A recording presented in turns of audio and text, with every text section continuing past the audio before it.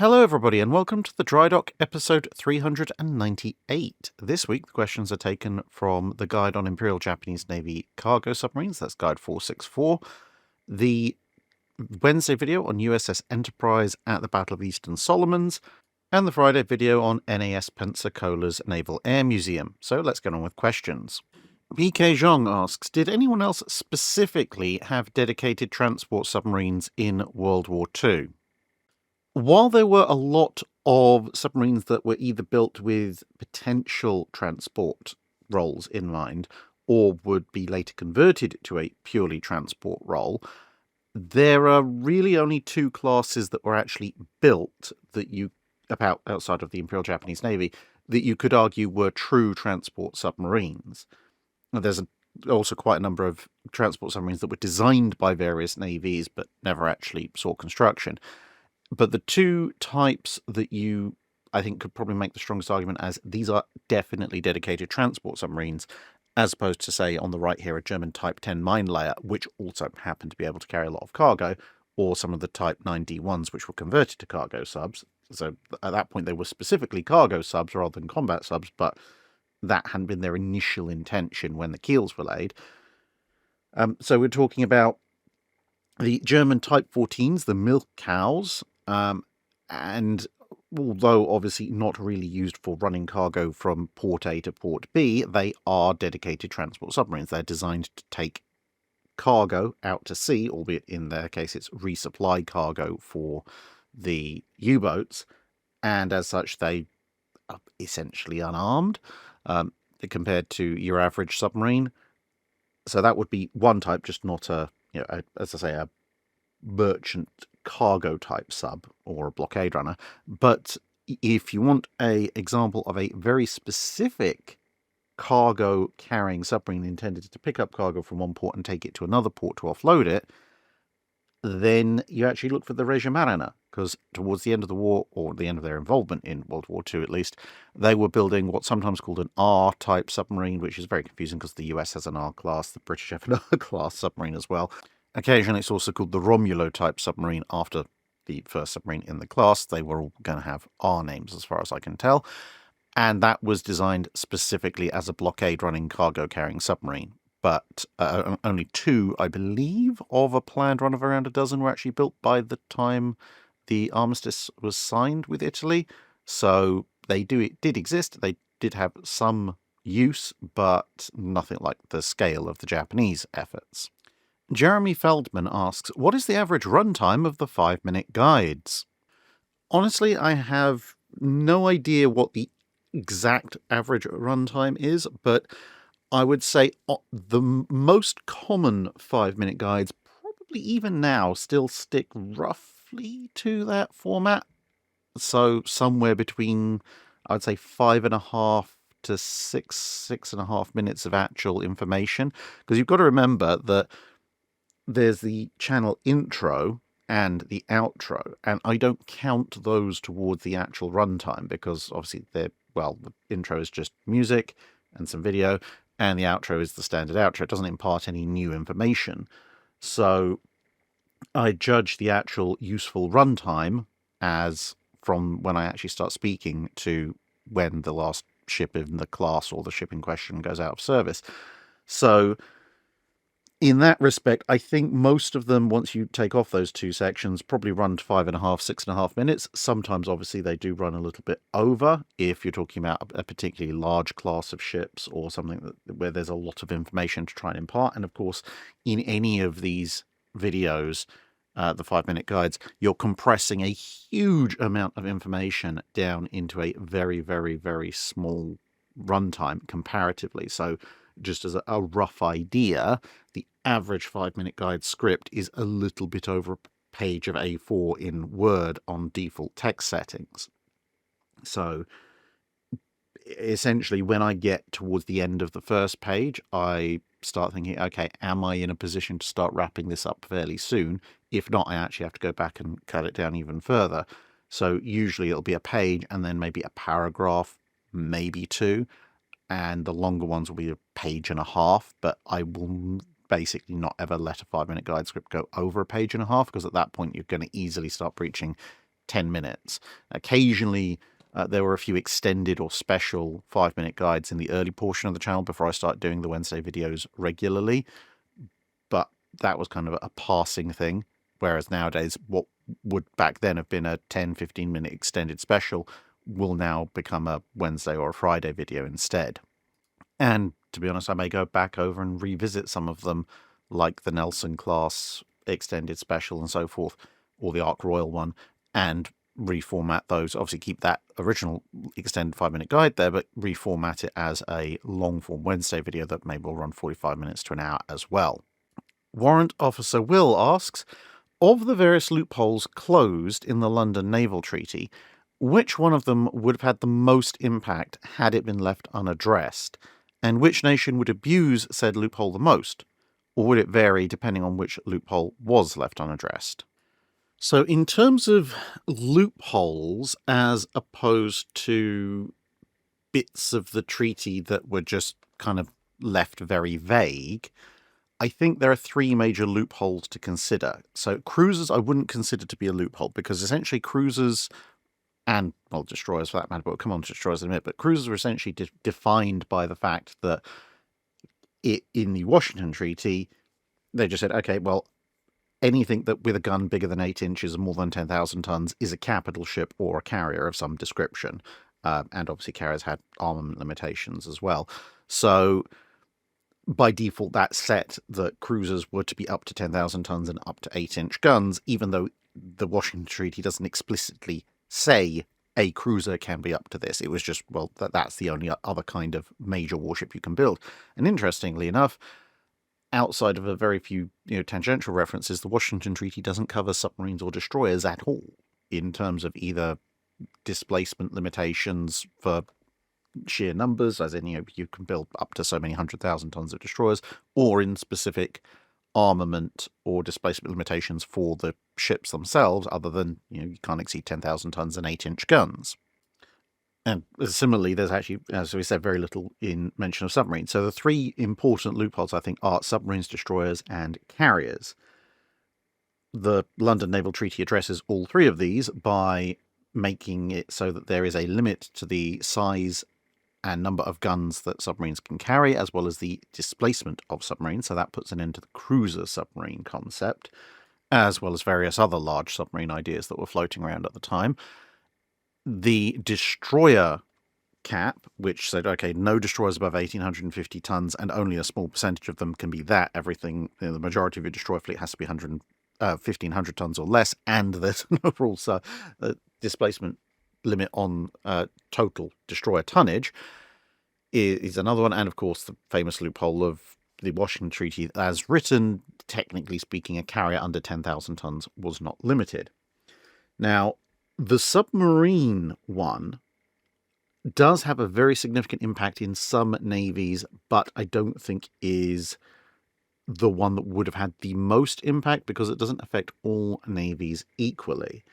So a few questions in previous Drydocks earlier this month have talked about the River Thames class, an actually somewhat successful fleet submarine design by the Royal Navy, but over 2,000 tons displacement, therefore not allowed to continue under the London Naval Treaty. Now, obviously, that kind of put a little bit of a kibosh on the Royal Navy trying to develop and continue to build submarines of a very large type, essentially a fleet type, and that would potentially have some fairly dramatic impacts on the Royal Navy. But of course, it didn't prevent the Americans building a slightly smaller initially displacement fleet type, and the Germans didn't need a fleet type so much. So, and the same with the Italians, to be honest. And so, broadly speaking, although it had a bit of a hefty impact on British submarine design and construction, it's not really massively affecting everybody outside of that. And yes, people were looking at cruiser submarines, but ultimately the cruiser submarine concept generally probably wouldn't have been hugely successful. There would be perhaps case arguments for very specific types of cruiser subs, like an improved X1 design in a very specific context, such as against the Japanese, but that's very niche. The destroyer loophole is a tempting one to go for, because, as I said, with the Washington Treaty, destroyers are technically uncapped, and then in London they are. However, while again, from a British perspective, something like the Design V, the kind of intermediate stage between a large destroyer and a small cruiser, might have been very attractive before this limitation was put in and destroyers and cruisers were specifically separated as class types with limitations imposed on them.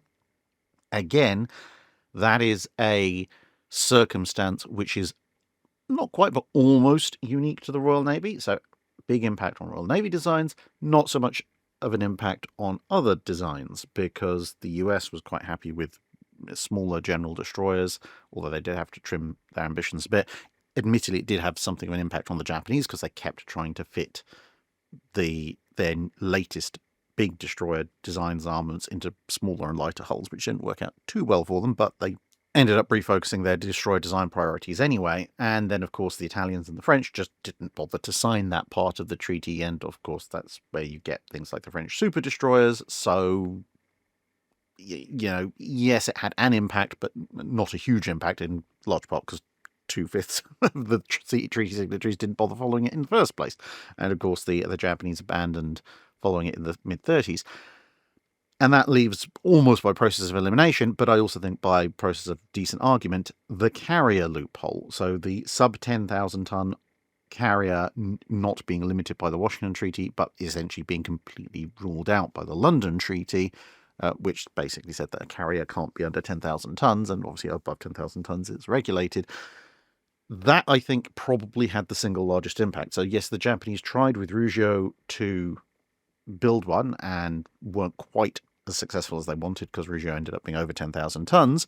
But while building a fast fleet carrier under 10,000 tons, I something capable of keeping up with a war fleet with a useful aircraft load, was probably a little bit beyond the technology of the late 20s and early 30s, unless you really wanted to sacrifice something like any and all semblance of protection. It would, I think, if they'd left that unaddressed, have led to quite a number of navies designing some very interesting small carriers throughout the 30s. Now, as I mentioned in the evolution of the escort carrier video, both the US and the UK, particularly the UK, were looking at sub 10,000 ton merchant protection carriers. So not full speed fleet carriers or fleet capable carriers. Well, the Americans looked at that more so than the British, but kind of much more capable purpose-designed escort carrier, so something perhaps with the capabilities of some of the very tail end of escort carrier production, escort carriers. And I think that could have had quite a major impact in multiple areas. The Japanese probably would still have continued to try and refine the Richelieu design to get fleet-capable carriers in there somehow. The British almost certainly would have built some of these merchant protection carriers, and that would have had a huge impact for the British in the early part of the Battle of the Atlantic, because they would actually have something roughly approximating an escort carrier, which would make protecting ships in the early part of the Battle of the Atlantic, considerably more, well, not easy, but less difficult, shall we say. And also those ships probably would have been used on sub-hunting missions. So at the very least, you'd probably have Courageous not being sunk, because she won't be sent, or at least not being sunk in the way that she was.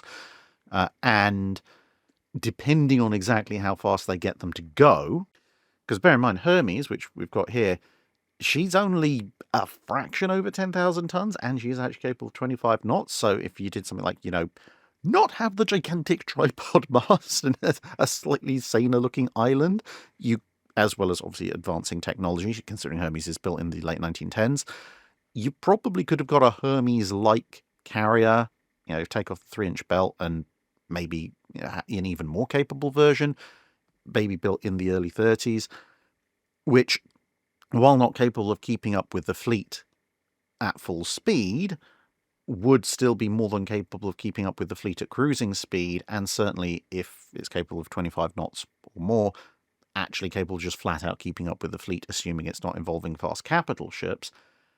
And if you've got a few of them at the very least, that gives the British more hulls, more argument to have a larger fleet air arm, and generally more air protection and anti-submarine capability in the early part of the war, which could have saved quite a number of ships.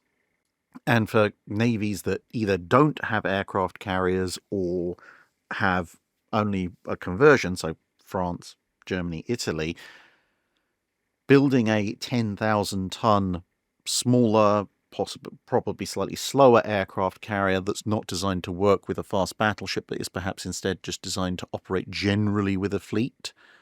Perhaps, a 25 to 27 knotter the Italians would quite like to go with their modernized capital ships, just as essentially a fighter carrier. The French could probably use one as a relatively cheap way of developing the lessons learned from Béarn, and so on.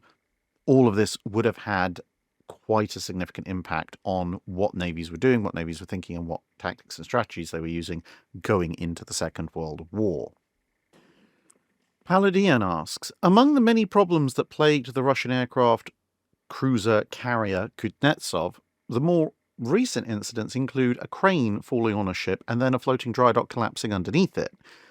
During the period the channel covers, have there been similar incidents where a warship accumulated damage during repairs without any enemy intervention, such as the stock suddenly failing under a ship's weight, floodgates opening themselves because they weren't maintained, badly piloted cranes ripping up the ship, etc., etc.? Yes, there were actually quite a few different cases where this happened. A lot of the time it was recoverable, sometimes not so much. So recoverable instances would generally involve submarines, believe it or not, partly because they're smaller and thanks to their pressure hulls often somewhat tougher than the average ship. So if they fall over, it's not quite as big of a deal in terms of force of impact, and well, being tougher, they tend to survive it a bit more because the outer casing is essentially sacrificial at that point. As long as the pressure hull isn't majorly damaged, you can just kind of pick the things up with a crane and patch them up. And yeah, submarines falling off their stocks in dry dock was, while not common, it was surprisingly not rare. In the immediate aftermath of Pearl Harbor, for example, there was a US submarine in one of Pearl Harbor's dry docks that just fell off its stocks, which didn't help matters very much because, of course, you can't use that dry dock until you've picked up the sub, and even once you've picked up the sub, you've got to repair the sub before you can put it back out again and use the dry dock for something else. Pre-war, obviously, X1 was damaged when she fell over in dry dock, and I think a lot of that tends to be because, of course, the submarine's hull shape, which is to varying degrees more optimized for underwater travel than your average ship, is a little bit of a different thing to try and support compared to something like a small destroyer, which might be of comparable size.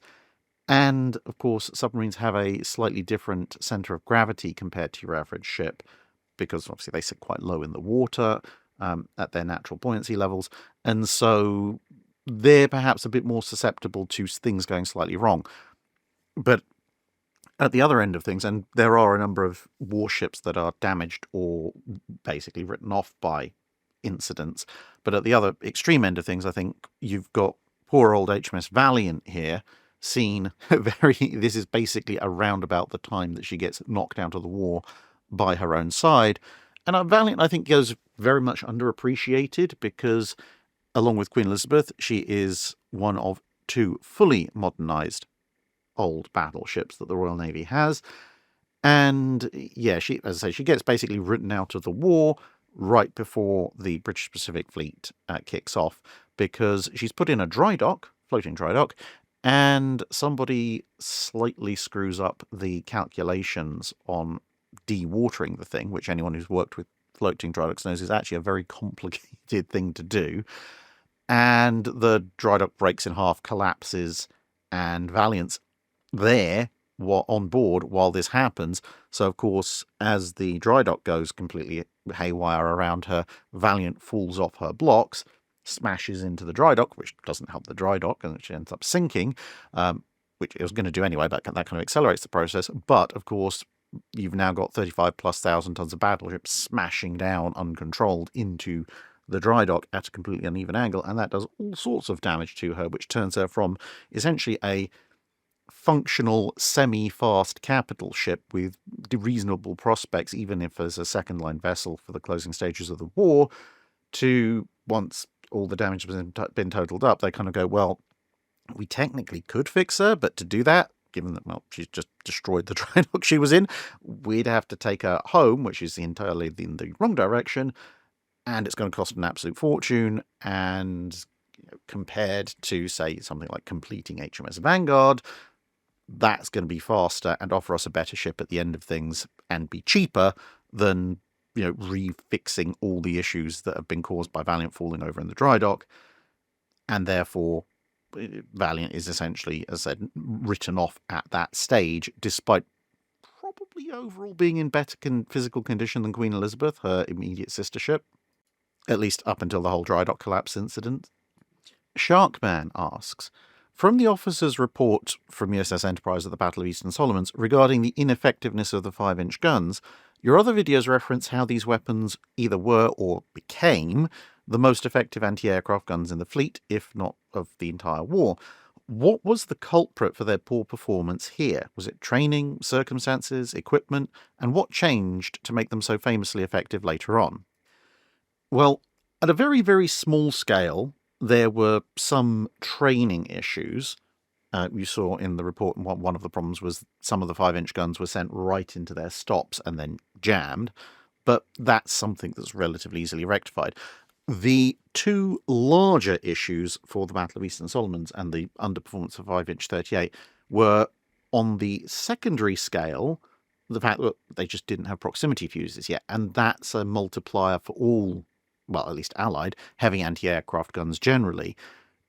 At this point in late 1942, they are using purely mechanically timed fuses, and obviously there are limitations on how accurate those things can be, considering that, as someone pointed out in an earlier Drydock question, you have to set that fuse, and then you have to load it into the gun, and then you have to fire the gun, so there's always a bit of an inherent delay in things.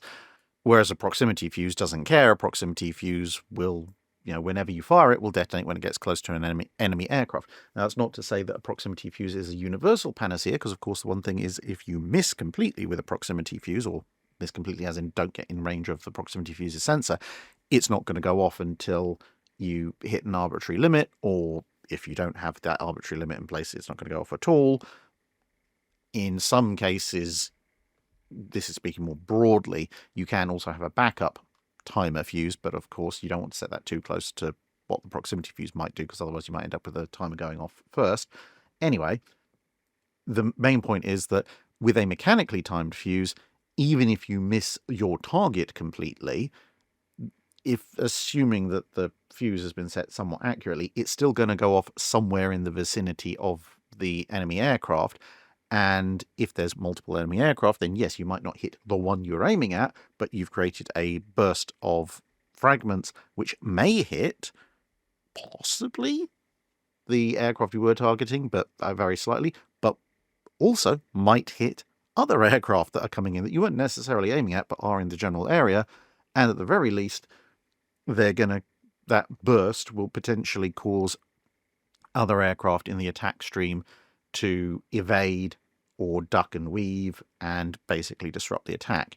And this is actually something that the Germans noted in the Battle of Britain and immediately thereafter. Both sides have very interesting reports about the effectiveness of that anti-aircraft fire, in that the British and American observers generally said, oh yeah, this heavy anti-aircraft fire is not very good. The Americans particularly quite scathing about it, because they were looking going, oh, there's not that many hits coming in. Most of the German bombers getting through to the close and medium defences, whereas the Germans, on the other hand, were going, actually, we're really concerned about this, because there's an awful lot of this heavy AA and it's just going off all around our bombers. Clearly this heavy AA is very accurate and it is disrupting our attacks, even if it wasn't necessarily physically downing that many bombers. Now, so that's your secondary issue. The single biggest issue, however, was the fire control system. And it's very much a case of garbage in, garbage out. You can have the world's best anti-aircraft gun, but if you don't have a fire control system telling you where to aim the gun, or to aim it at all, well, 0 shots fired is 0 shots hit. And obviously wildly inaccurate fire is also completely unhelpful. And that was the single biggest problem aboard Enterprise. When you go through the report in detail, the officers consistently talking about the fact that the fire control systems for the 5-inch 38 are either not acquiring the targets at all, until basically, oh, look, dive bombers are coming in, they're right there, we can physically see them, at which point that's more of a 20mm Oerlikon gunner's job. Or, where they are acquiring them, they're acquiring them late, they're giving incorrect targeting data, and therefore the engagement window is very narrow and often slightly wrong. And that is the single biggest thing that needs to be rectified, because of course, if you sail the 5-inch 38 guns, whose main advantage over 20mm, 28mm, 40mm guns is range, if you're only telling them at practically the last moment where the target is and they can only get off a handful of shells, well, that's not really very helpful.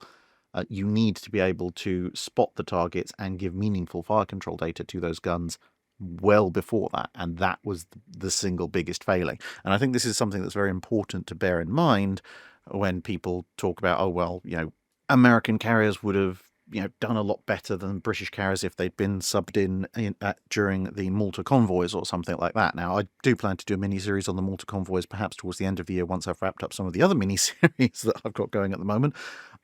But issues like this are kind of a case in point, because there's plenty of anti-aircraft guns on an American carrier, and they probably would have done diddly squat to Fliegerkorps 10 in 1942, because they wouldn't have hit anything until basically the Stukas were right overhead, at which point it's a little bit late. And given how badly American carriers could suffer from 550-pound Japanese bombs, you do not want to find out what happens if you get an illustrious-style plastering with 1,100 or 2,200-pound bombs. Warrant Officer Will asks, had Enterprise not been the plot-armoured legend we all know and love, where would her story most likely have ended? Which battle could you safely say she wasn't supposed to survive, but did? Now, of course, you do have to give all credit to Enterprise's crew. Some of the feats that they pulled off in terms of ship handling, repairs, etc., speak to some of the highest qualities of any naval crew. But when you look at the sheer number of extremely lucky breaks that she gets in various battles, and obviously it varies depending on the battle in question, I would say the battle that Enterprise was never supposed to survive was probably Santa Cruz. Now, yes, admittedly, this is a photo of her from Eastern Solomons, but it's quite a good photo, so I'm using it anyway. But yeah, Eastern Solomons, she obviously is damaged, but if you look at the various attacks that she dodged, you can build a plausible case that even without the plot armor and the luck, she could have survived Eastern Solomons, maybe just in a worse condition. But when you look at the sheer number of attackers that came after her and the types of attackers at Santa Cruz, including large flights of torpedo bombers, which are somewhat more dangerous than dive bombers, along with her fighter group ending up who knows where a lot of the time, that is a battle that she really shouldn't have survived. I mean, the Japanese got torpedo drops on her several times, and it was only through a mixture of luck and phenomenal ship handling that she avoided those. And, plus, of course, some ridiculous kill counts being brought up by the relatively few number of fighters who actually managed to get a drop on the Japanese torpedo bombers. And you remove either one of those two things, so either the handful of fighters that get close to the Japanese torpedo bombers just either don't or don't have quite as much success. There's more torpedoes in the water. There's less likelihood she's able to evade them. And or just, even 5-10 seconds error on the ship handling, and she gets hit even with the small number of torpedoes that are actually launched at her.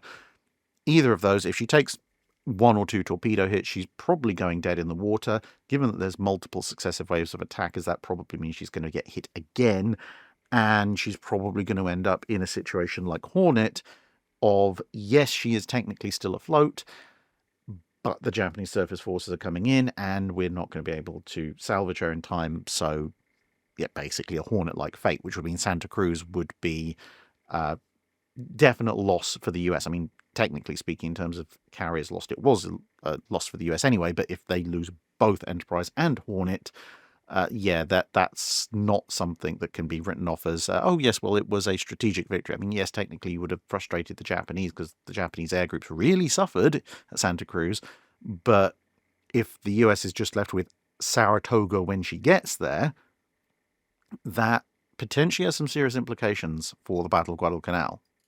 Kaz House, or Chaz House possibly, asks, "Hi Drac, having a family member that was maintenance crew to F4 Phantoms, I asked him what the relationship was like between the aircraft wings and the rest of the crew. He said the carrier crew did not on the whole have a good relationship with them, as they were not part of the crew but just a necessary evil. There was very little interaction between them and the crew outside of doing their jobs. Is there any evidence of World War II US carrier crews having the same mentality?" Yes, but not as a general rule. So you have to remember that there's a few factors going into play here. Obviously, on an escort carrier, things are a lot closer. On an independence carrier, they're a little bit more widely spread out, but not hugely. And then obviously you have things like the Yorktowns, the Lexingtons, and the Essexes, which are the biggest carriers. Now, of course, they do carry a lot of aircraft, but if you've ever been on one of the preserved Essexes, they're quite considerable vessels. So it's easier to have a separation between the air group and the rest of the crew on something like an Essex as compared to something like a Bogue, where basically everyone's living on top of each other. Now, factor in on top of that the differences in how US carrier groups operate during the war as the war progresses. So at the beginning of the war, or at least the beginning of US involvement in World War II, you have, for example, Enterprise CV6 has Carrier Air Group 6, Yorktown CV5 has Carrier Air Group 5, and so on and so forth. At which point, the carrier groups, by and large, are working with the ships quite a bit. You know, they are the ship's carrier group, and there is a sense of proprietariness both ways. You know, the air crew view the ship as their ship, the crew of the ship view the aircraft and their pilots as their aircraft, and so generally speaking, they tend to get along fairly well. Now, because of course, in part for the need of operational tempos, and just, you know, in cases where an air group has been badly depleted by either a single big combat or constant combat operations, but perhaps the ship is still serviceable, you start to see that change. So initially, in the latter part of 1942, you see combinations of squadrons. So, for example, VS6, which is very badly shot up during Enterprise's initial operations, goes ashore for a time and is replaced by, I believe it's VS3, if I remember correctly. And of course, whatever the best intentions of everyone involved are, that's a different air group, different people. They don't know the crew don't know them. There's potential for some tension there. And then as things go on, as you get into 1943, you start to see the system begin to evolve where the carrier air groups are detached from the carriers themselves. And so the carrier air group might fight themselves to exhaustion, be put ashore, and replaced by a brand new carrier air group. So in Enterprise's case, she takes on carrier air group 10 for a bit. Now, I'm not saying this is a bad idea. It's a very good idea to keep things operational. It means you can have full carrier air groups ready to go if the ship itself is ready to go, but perhaps the air group that she's carrying is either exhausted or depleted or both. But on some ships, it does lead to tensions and divisions. Now, of course, some carrier air groups, because pilots are constantly being rotated as well, you end up with, oh yeah, this is a new carrier air group, but we know a third of these pilots because they were in the old carrier air group at one point before they got cycled out. But in some cases, you can end up with ships that have perhaps been through a lot with their air group, and they have certain ways of operating. And then that air group goes ashore, and suddenly you get a brand new air group. They don't know exactly how the ship operates with their aircraft. They perhaps want to change things. And on top of that, they may have very different ideas about how to do things. And at times, that does, at various points in various US carriers, lead to a fair bit of tension and kind of a them and us situation. Now, usually that does get resolved over time. Being thrown into combat repeatedly kind of helps with that. But there are one or two cases where there are prolonged tensions between the carrier air group and the aircraft carrier's crew, to the point that you do see some correspondence about perhaps swapping out carrier air groups or sending a ship behind the lines for training to try and get everybody to bond together a little bit. and as opposed to having massive brawls the minute shore leave is announced and they find themselves in the same bars.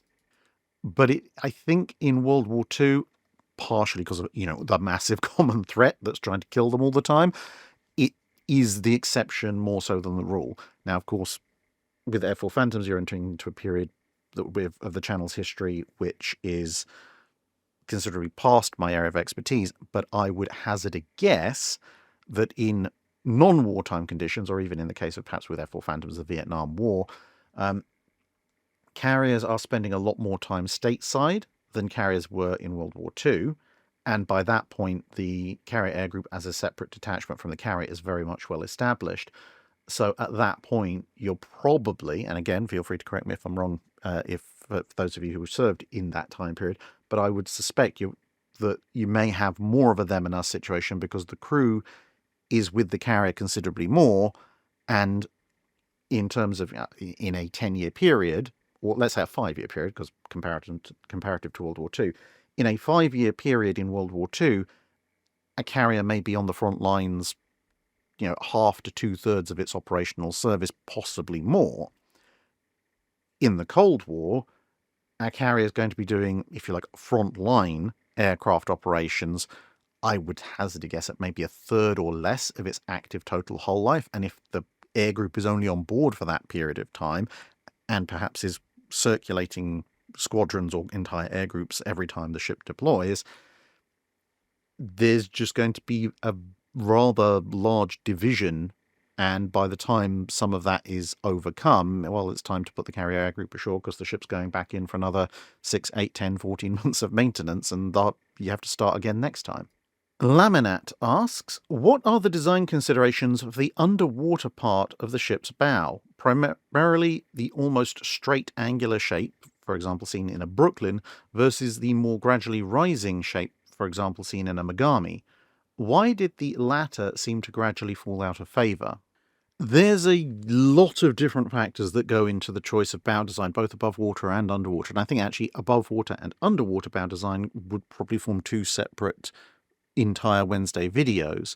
But to go over some of the more important or more obvious features of the kind of vertical straight underwater bow, as you can see here on Brooklyn as she's under construction, versus if you look at a side profile plan of a Mogami, the more curved style, which you start a curve rising from the keel considerably further back, and you also tend to have a considerably more overhanging and flared bow above water, as with most of those kinds of designs. It comes down to a number of different factors. So a Brooklyn style bow, so this straight underwater bow, it maximizes your total underwater length, which is important for your length to breadth ratio, which is important for working out your top speed and your efficiency to get to that top speed. And in most sea conditions, this kind of very sharp vertical bow will slice through incoming waves. So you won't feel as much pitching or slamming because you're just cutting through. And even when waves start to get higher, because again, you've got a very, very narrow bow profile, the thing's acting almost like a knife. It's just cutting through the sea. You'll rise and you'll fall and you'll rise and you'll fall, and there won't be abrupt transitions. Now, that sounds all good. Now, that's not 100% positive because the more curved bow profile underwater tends to also be somewhat fuller, which means it's somewhat more buoyant, which means that as the sea state gets larger and larger, or perhaps at least amplitude can perhaps become an issue as well, the Brooklyn style bow, because it cuts down into the water, can end up with some rather significant pitching, because this bow is obviously made of metal, relatively thin. It's got a negative buoyancy to it, so when it drops down off of a wave and it hits the water, it's just going to keep going, and that way you can get a very deep pitch and get water coming over the bow, water coming green over the bow, relatively easily, which can be not greatly pleasant. Whereas the fuller, more curved underwater bow profile, because it's more buoyant, tends to resist that, and so you get a smoother ride over the waves.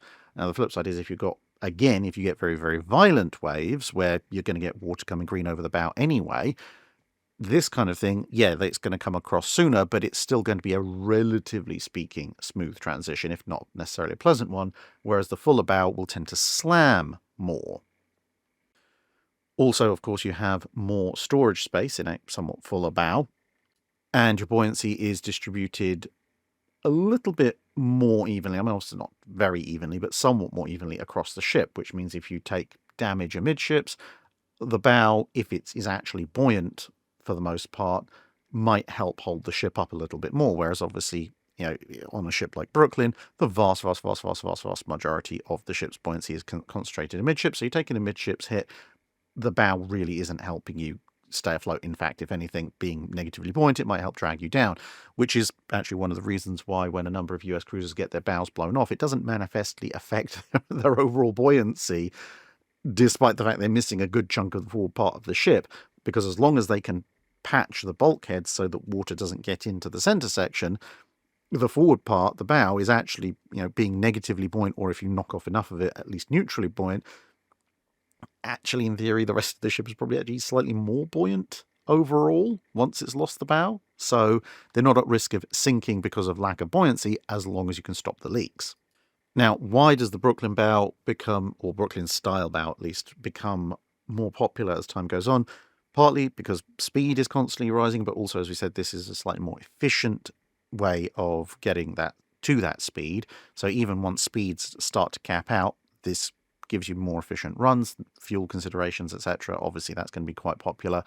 Also, this kind of bow allows for the installation of a bulbous bow or a 4-foot bulb, which again improves fuel efficiency. A very curving underwater bow doesn't allow you to do that, at least without major structural changes. And also, as what you might describe as the intermediate sized ships start to vanish, as well, certainly as the early Cold War goes on, you start to see essentially destroyer frigate sized vessels, admittedly growing somewhat, but still, and the really big aircraft carriers, the kind of 10, 20, 30,000 ton cruiser and small battleship classes basically go out of service for the most part. Then suddenly you're in situations where you want the speed and efficiency of being able to cut through reasonable waves, because if you're a sub 10,000 ton destroyer or frigate, once the waves get up past a certain point, it's really not going to matter all that much, and the flare of the bow makes a lot of difference at that point, but that's above water. And for a carrier, it's a case of, well, we're big enough and mean enough that the only time we're going to start taking water green over the bow, even with a more sharp underwater bow shape, is going to be when things are so bad that we've got far more things to worry about. Anson Ellis asks, was there ever a proposal to razee an old battleship into a cruiser? If we're talking about the age of iron and steel, sort of, but not exactly. There were administrative changes to how ships were rated, but that didn't often involve significant changes to them. So, for example, one I like to cite is HMS Warrior. So, of course, when she's launched initially, she's an ironclad, but she is a first-class ship. She's a frontline battleship, for lack of a better term. But as time goes on, she drops down through the classification. She becomes a second-rate battleship. She's then classed as a third-rate battleship. And then finally, before she's taken out of active service altogether, she spends some time in the reserves classed as an armoured cruiser, of all things. So, originally she's supposed to be a line unit, but by the end of the 19th, beginning of the 20th century, she's rather optimistically held to be some form of armoured cruiser. Not a lot has actually changed on board the ship, aside from a handful of guns, and she really, really isn't going to be useful for anything much, but hey, she's got a label. But perhaps more prosaically, and to your point, you also have things like HMS Hercules, which, as you can see here, is a sail-rigged ironclad, sort of central battery ironclad of the early ironclad period. But by the latter part of the 19th century, when it's become very clear, at least to most people, that this kind of ship is well and truly past its sell-by date, in an effort to keep her relevant, she gets refitted and modernised in the early 1890s to this, which looks very different, and you'd be forgiven for thinking that this is in fact an 1890s period cruiser. until you look really closely and realise, hey, look, there's an old central battery there. And at this point, yeah, she effectively is a somewhat heavily armoured cruiser. Not heavily armoured as in being able to take on an 1890s armoured cruiser, but at least if she's going up against a protected cruiser or an unprotected cruiser, something armed with 4.1 inch guns, that kind of thing, her iron belt armour will stand her in fairly good stead to withstand the incoming fire and return it with her more recent battery of guns. This is about the closest I would say you're going to get to a razee, where significant amounts of things up top are cut down and the ship's role is changed. Although she is not actually employed, in the case of Hercules, as a cruiser, she's employed as a guard ship and in reserves, because ultimately she is obviously quite slow and inefficient, which is a major problem with cutting down older ships from the 1860s, 1870s, 1880s. By the 1890s, early 1900s, even if theoretically something like Hercules would win a fight against something like SMS Emden, assuming that she could persuade Emden to come to blows, that's kind of the problem. A modern ship is going to be, modern cruiser is going to be almost twice her speed and can just leave, which is a bit of a downside when you're talking about cruisers. And then once you get into the 20th century proper, it's just not really viable, because pre-dreadnoughts, okay, there's a handful that can top 20 knots, but most of them are 18 knots or slower, and cruisers by that point are doing 25 plus knots. The hull shape just isn't there to turn them into cruisers meaningfully in terms of speed. And once you get into the dreadnought period, obviously you have treaties causing them all to be scrapped instead in the 20s and 30s. But even before then, even with the very earliest dreadnoughts, you're still talking about ships of 20,000+ tons in most cases. Even if you took the ridiculously complicated steps of re-armouring them with thinner armour, perhaps to improve speed and so forth, by losing weight, you've still got the fact that they have a limited engine volume.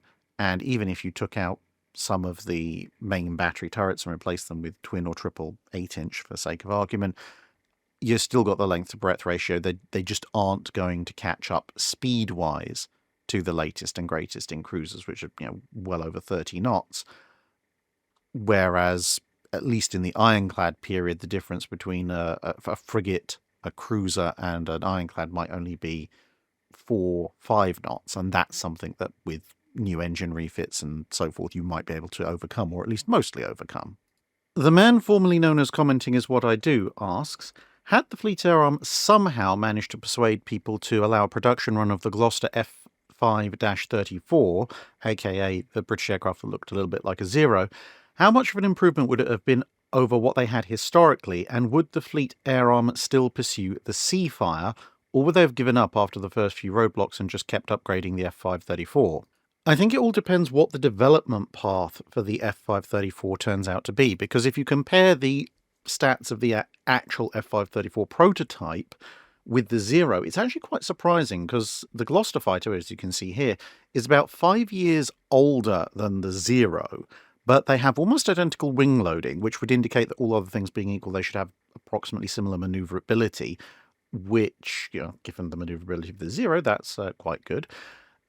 It is slower climbing, but it's got a similar service ceiling. It's very fractionally slower, but weighs about the same and is of very similar dimensions.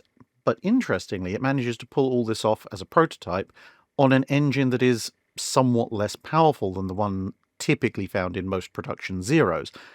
Now, in theory, because it ran on a Mercury engine, it was supposed to have the Perseus engine, and the Perseus engine would have brought the power output up to about the same as early model Zeros, although obviously the Gloster fighter would have been in service sooner, which would suggest that it may therefore have then developed into a slightly higher performing aircraft than baseline Zeros going into the early part of World War II.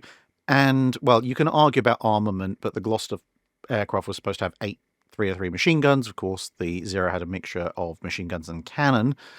So, argue in the comments below which would have been better. But of course, most RAF aircraft that started out with the 8303s proved to be upgradable to a mixture of cannon and machine gun armaments later on. So I don't see any particular reason why this one couldn't have been.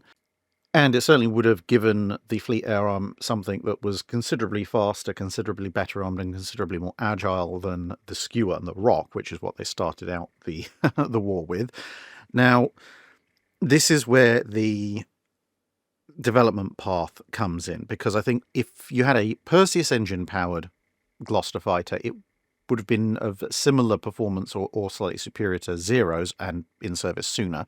So I don't think the Fleet Arm would have necessarily looked for a Spitfire conversion in 39, because although the Spitfire would have some performance advantages over the F534, the margin wouldn't be anywhere near as great. And there is a potential, in theory, for the F534 to develop to something that is actually even perhaps competitive with a Spitfire.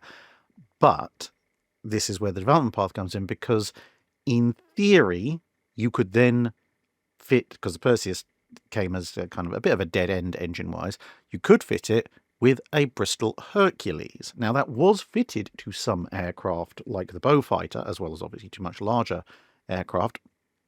And dimensionally speaking, the Hercules is not that much removed from a Perseus, so size-wise it's fine. However, the Hercules does weigh about, not quite twice as much, but almost twice as much as a Perseus. So the Perseus and the Mercury are just under half a ton. The Hercules is just under 900 kilos. But given that you're looking at least a 1/3 increase in power output, and progressively more as later Hercules versions get developed, I think if there was a Hercules-powered derivative, I think at that point you'd probably call it, of an F534 in 3940, then that would have given the Royal Navy a very, very competitive seaborne fighter craft. Now, the one disadvantage it would have compared to some of the other stuff like the Fulmars and Fireflies that get brought in is it probably would lack range and it would be harder to navigate. So it would be a shorter range fighter purely on those reasons, even if it could maintain combat air patrol for longer. Maybe not as long as a Fulmar, but whatever, you get the idea. The interesting thing would then be, how does that develop? Because if there's a well-established production run of whatever we're going to call this thing, powered by a Hercules with good performance, there is actually then no need to import Wildcats, aka Martlets, and it could potentially be upgunned with Hispano 20mm cannons and things like this. But ultimately, it is a mid-1930s design, so it is probably going to reach a point of diminishing returns in maybe 42-ish, at which point you would need a replacement. And at that point, what replacement do you get? Potentially a Hellcat, if you're buying in from the Americans, or if the need for a replacement had been foreseen and perhaps Gloucester was working on a successor already in, say, 3940, maybe that would come through and represent kind of a British Hellcat to this thing, which would be the British Wildcat almost. Brian Stevens asks, what was the most successful piracy against the Spanish? Well, if you want a manpower versus treasure ratio, then, well, it kind of depends on exactly how you define piracy, because, of course, to the English, Francis Drake was a privateer. He had permission from the Queen to do what he did. As far as the Spanish are concerned, on the other hand, he was a pirate. And you will see the occasional angry Spaniard in the more nationalistic moments who likes to call all English sailors, regardless of whether or not they're actual full-on Royal Navy sailors, pirates. You know, there are some of the slightly weirder Spanish nationalists who'll go on about how Nelson was a pirate. Nonetheless, there was quite a clear difference of opinion as to whether Drake was a privateer or a pirate, but if you take the Spanish point of view and say that he was a pirate, well, then, yeah, his round-the-world voyage would be the most successful, as I say, manpower to treasure piracy ever, because I think he's one of the very, very few people to have captured so much treasure that not only is he left going, well, yes, this is treasure, but it's not as good treasure as this other treasure I've got, but also I have so much treasure, I have replaced my ship's ballast with precious metals. At that point, he'd done literally everything except for gilding the entire ship, at which point he probably would have made it non-buoyant and it would have sunk. So, yeah, when you've got to a point of, apart from the hull and the guns, everything on our ship is made out of jewels, spices, or precious metals, you kind of have made it as a successful pirate, or successful anyone for that matter. There were a few captures which theoretically netted more treasure by sheer volume, particularly in the late 1700s.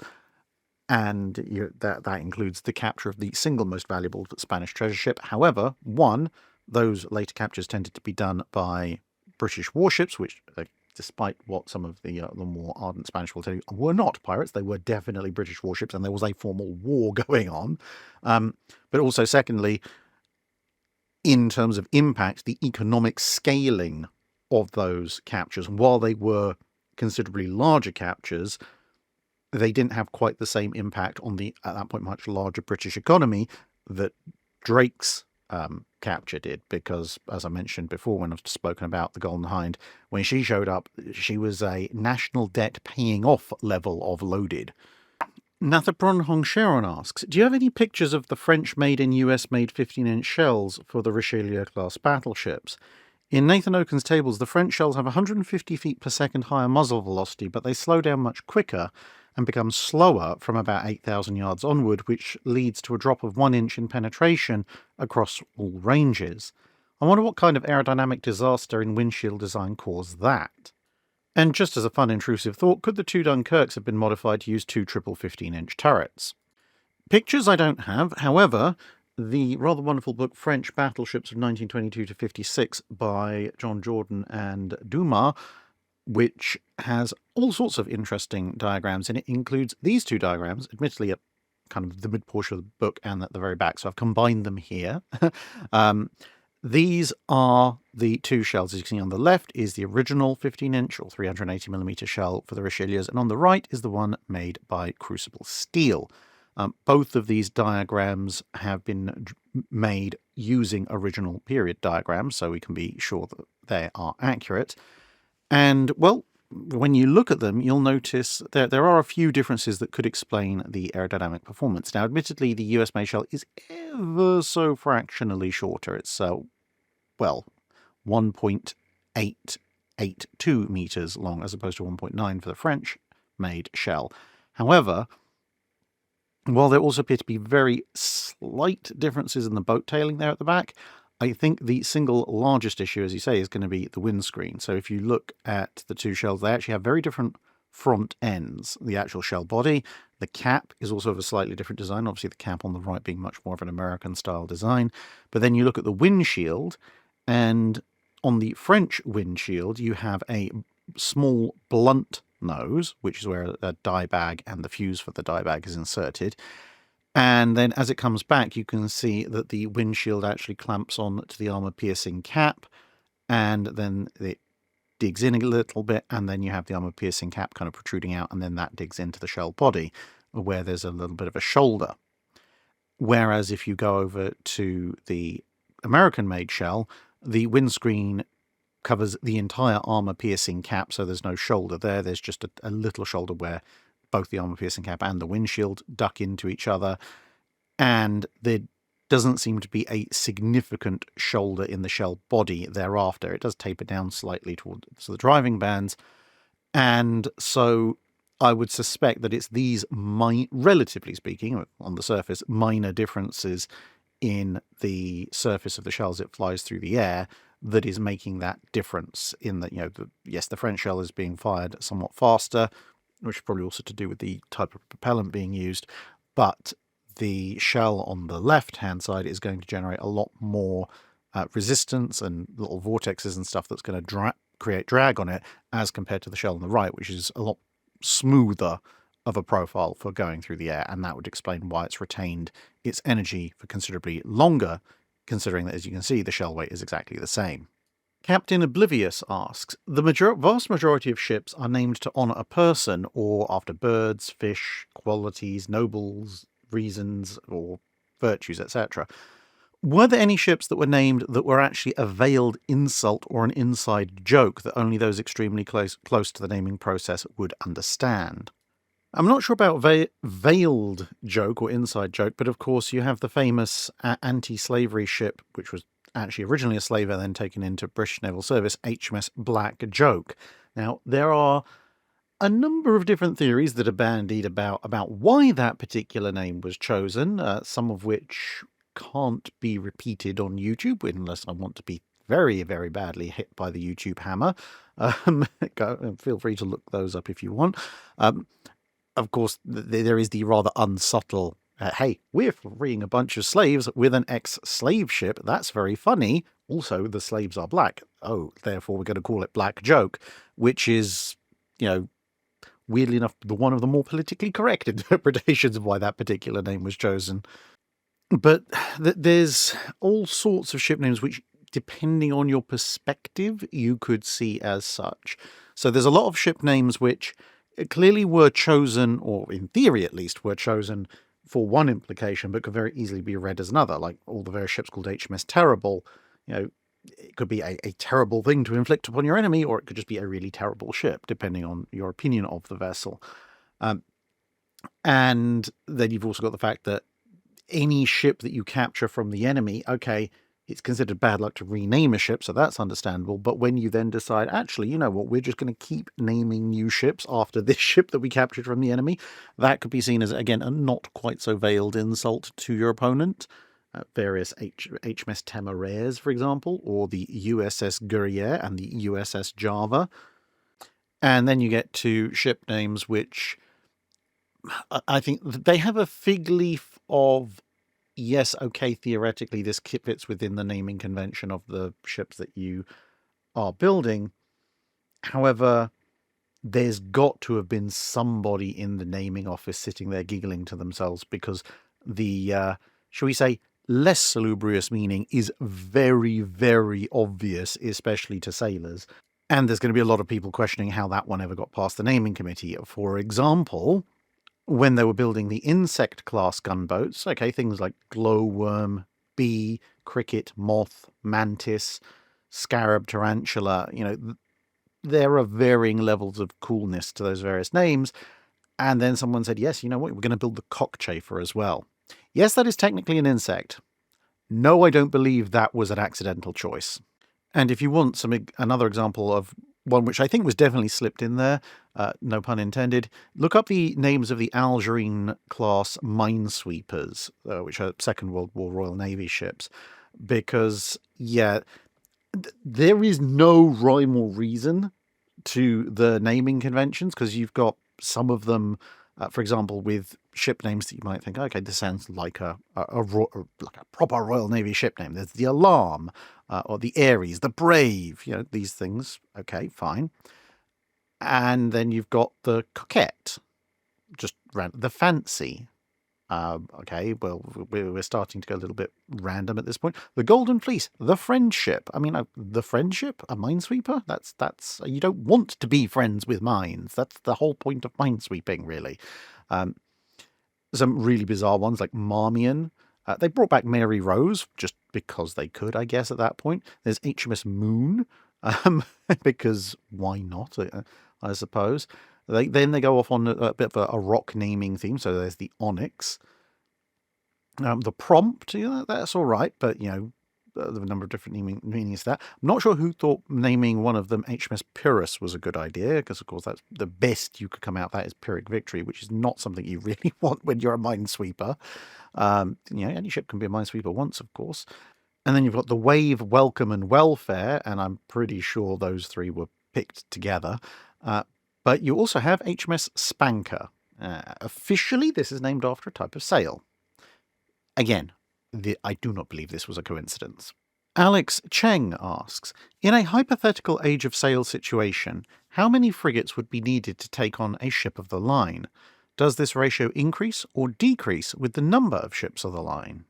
I think it depends very much on what kind of ship of the line you're talking about and what kind of frigates you're talking about. Because if you want to go really extreme, you could take let's say, a bunch of 22 gun or 20 gun 9-pounder or 12-pounder armed sixth rates and put them up against a 120 gun first rate.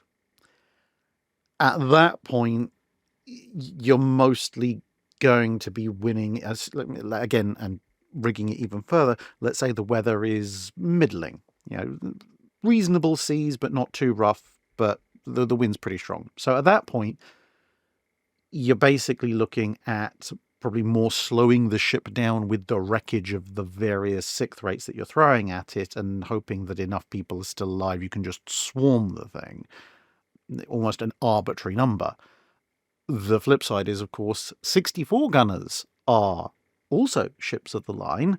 And if you were to put a 64 gunner with a 24-pounder main gun deck up against slightly overgunned heavy fifth rate, like, say, USS Constitution or something like HMS Newcastle, which was built to counter Constitution, well, then at that point, the number of guns on both sides are almost equal. The firepower is almost equal. In the case of Newcastle, might actually be greater.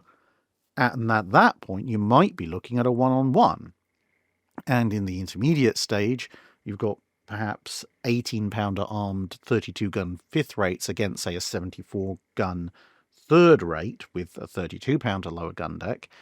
And at that point, you might be looking at 4 to 6 frigates to, put enough shot down range to at least perhaps cripple the 74 so it can't keep bringing its heavy broadsides to bear. And then, even then, there's still going to be a lot of casualties. But the weather also has a big factor to play. So that's why I chose this picture. This is, of course, the French 74 Droit de l'Homme, which is being harassed by the Indefatigable and the Amazon, so a razee fifth rate and a sixth rate. And by all accounts, although, to be fair, the Indefatigable is a fairly well-armed frigate, it's another 24-pounder, there is no way on this planet that those two should have stood a chance against Droit de l'Homme. Droit de l'Homme could easily take them on and defeat them in normal circumstances, but circumstances were not normal. Among other things, the primary factor was the weather was really bad, and that meant Droit de l'Homme had to keep her lower gun deck port shut, otherwise she would have flooded and sunk, at which point she was only fighting with half her armament, and the lighter half of her armament at that, at which point, although larger, she was actually outgunned by the two British frigates and lost. Dave Collier asks, why did the Russian cruiser Rurik of 1892 make Britain and the Royal Navy so nervous? And what was their response?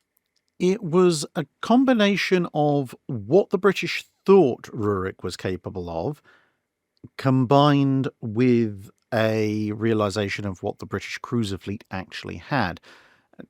Something that you will semi-consistently see in the very late 19th and very early 20th century is that British intelligence reports, where they don't have direct access to the documentation concerning a ship that's being built, they do tend to slightly overestimate things, which theoretically is a failing of the intelligence services, but I think erring on the side of caution in some ways is probably better than not doing so, because it then makes you think, well, the enemy's building a big scary ship, therefore we build big scary ship to counter big scary ship.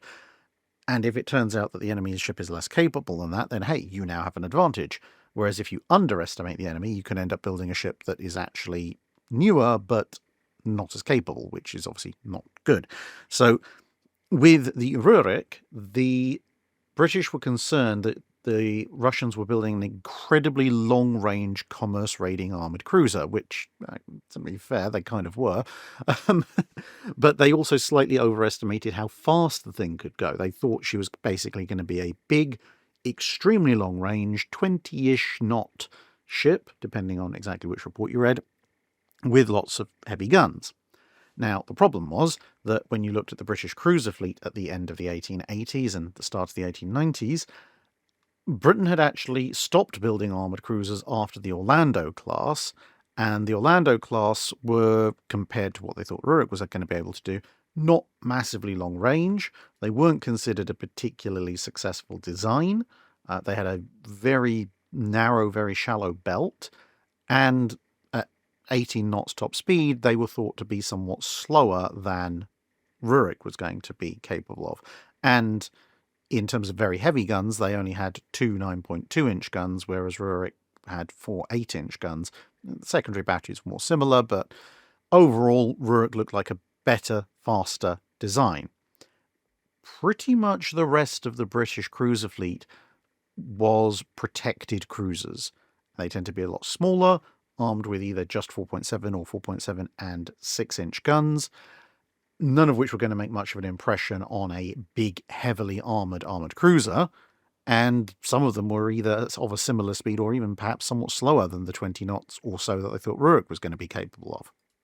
And that meant that if this thing was capable of what they thought it was and got loose, then the only hope you'd have of bringing it down would be to corner it somewhere with many of your own cruisers, and even then you'd lose quite a few. And if you came across 1 or 2 cruisers here and there, this thing could just gobble them up essentially until it ran out of ammunition. That was obviously not a good thing, considering that Britain had a lot of commerce to protect, and so they turned to constructing a response, and that response was HMS Powerful and HMS Terrible, as you can see here. Now, interestingly enough, they didn't immediately go back to armoured cruisers. These ships were considered first-class cruisers. They were very large vessels, and they were fast. In fact, as it turned out, the Rurik could do between 18 and 19 knots, and the Powerful and Terrible were actually capable of about 22, so they actually had a significant speed advantage. They had a very heavy protective deck, but the idea of these things was to be able to have more range and more speed than Rurik, so if Rurik did get loose, they could chase it down, bring it to battle, and hopefully kill it. And this was quite important because although they were building some larger protected cruisers, not larger than Powerful class, but larger than the heretofore regular-sized cruisers in the forms of the Blake and Edgar classes, they were somewhat smaller than the Powerfuls. They were also maximum speed of around 20 knots, so it was thought they would be about as fast as Rurik. And obviously being protected cruisers, if they're as fast as Rurik, they can't choose their engagement and could be potentially more vulnerable in an initial opening fight. Whereas with the Powerfuls, as well as having a thicker protective deck, while they would theoretically be more vulnerable to taking hits on the side than Rurik's belt armour would allow it to be, because they're faster and long range, they could choose the engagement and potentially try and win a gunfight with long range 9.2-inch fire versus the Russian 8-inch guns. So you can kind of get the logic, but also at the same time, this was an era when the Royal Navy was, as you can kind of tell, building bespoke individual counters to individual enemy ships, sometimes in a little bit of a panic. And they perhaps would have been served a bit better by calming down a fraction and deciding on a slightly saner and larger class building response.